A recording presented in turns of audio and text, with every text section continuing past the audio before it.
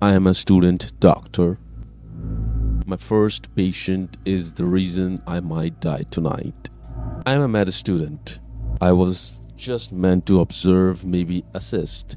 Nothing in our textbook or training prepares you for this. I'm writing this from my locked bedroom as something he moves around my house like an animal, only quieter. More intentional, please. Someone tell me what to do. I don't know how long the door will hold. It started 3 weeks ago. I would only just begin my first rotation internal medicine. I was shadowing my supervising doctor at St. Thomas. He was sharp, old school, always wore a bowdy and never seemed rattled. I looked up to him, still do. The man didn't blink during the code blue, but he'd always said, "It's the quiet ones you watch closely, not the screamers. The ones who smile while they shouldn't." I didn't get it at the time. My first solo case, just a basic consult, but my supervising doctor let me take the lead, was a man listed as patient 46B, mid-30s. Slight build, no emergency, no urgent flags, just unexplained bruising.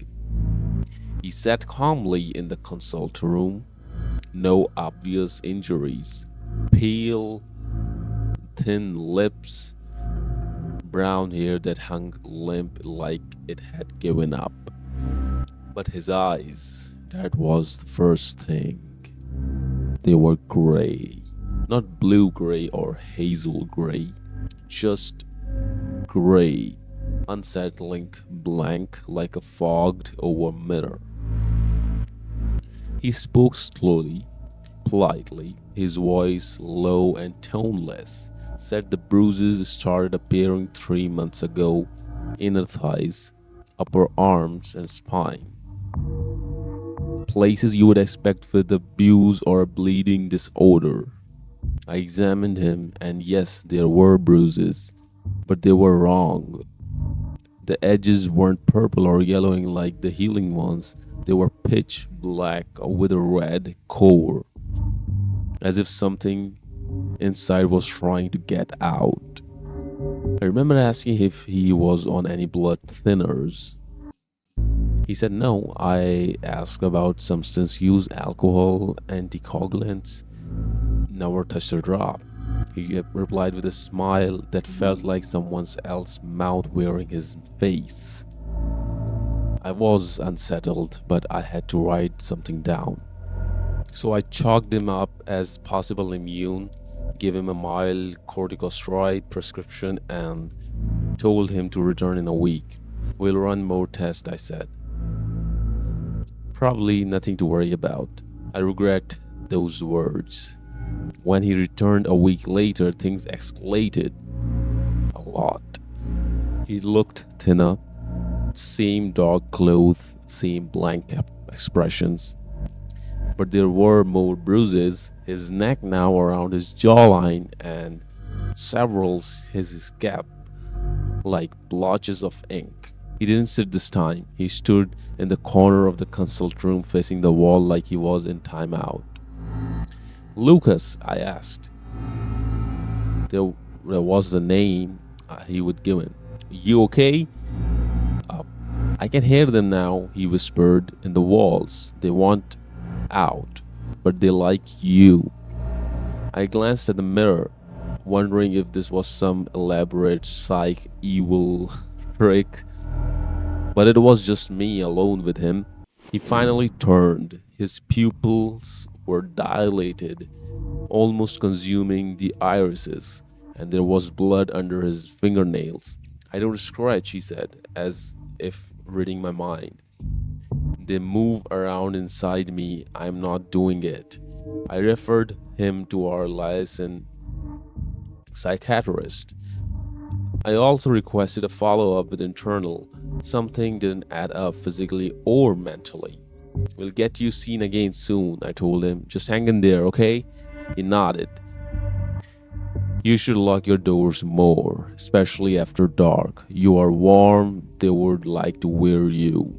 The next day, I visited psychiatrist's office to check in on the referral. Heard what? She hesitated.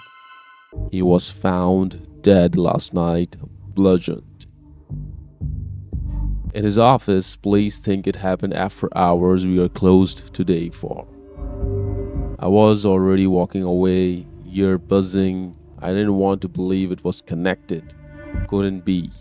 But I felt in my gut. I called the station.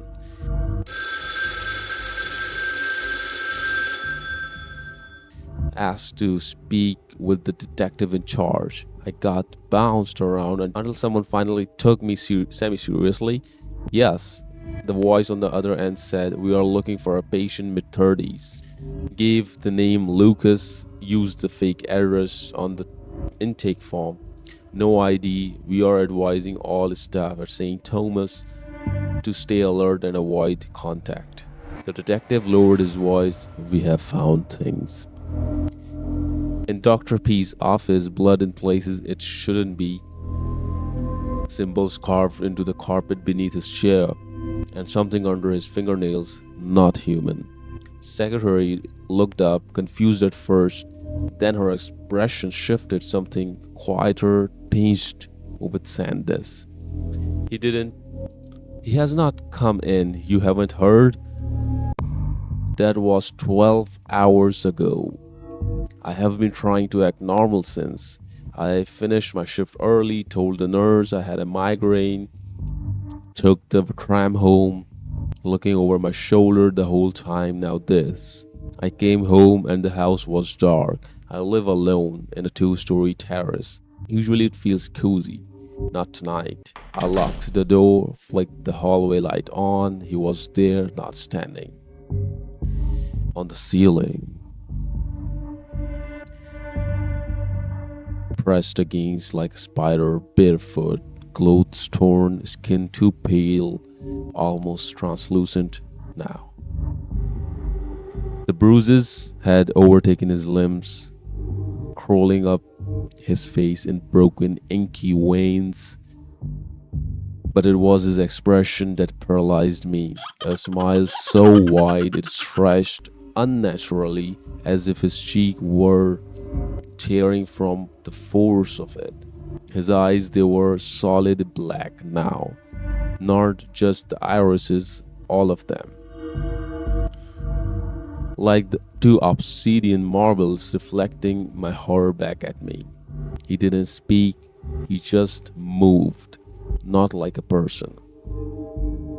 His limbs twisted at angles no joint should allow. Slow and jerky like a puppet handled by someone who's never seen one before. He crept across the ceiling towards me. I wanted to scream but couldn't, my throat locked up. I stumbled backward, hands shaking, keys falling to the floor. He dropped. No sound, just a thud. Right in front of the door, blocking it. Standing there now, head tilted, arms hanging limp, still smiling. I ran, bolted up the stairs, locked myself in the bedroom. I've barricaded it with a chair and a shelf. I don't know if it'll all matter. He hasn't spoken once, but he's knocking now. Not on the door, on the walls. Then silence. Then knocking from the other side of the room. I swear to God I heard him giggling. I called the police. They said they would dispatch someone, but there's been a surge of emergencies. Said it will take 30 minutes minimum. I tried to explain that the patient might have killed a psychiatrist and is now in my house. They said, try to stay calm, sir. Maybe step outside. I cannot. He's everywhere. The lights keeps flickering. My phone battery is 9%. I can hear him moving in the ceiling above me right now. Sometimes dragging something, sometimes whispering my name over and over and over. Doctor, there's a scratching coming from the inside. The closet. I didn't check it. I didn't think to. Wait, oh God. The closet door just cracked open. It's a pitch black in there, but I can see something is moving. Long limbs, that smile. He was never downstairs. He's been in here the whole time. Please, someone tell me what to do. I'm posing this in case I don't make it. The cops are 20 minutes away now. My bedroom doors just creaked. Now, noises have stopped. No knocking, no whispering, just silence.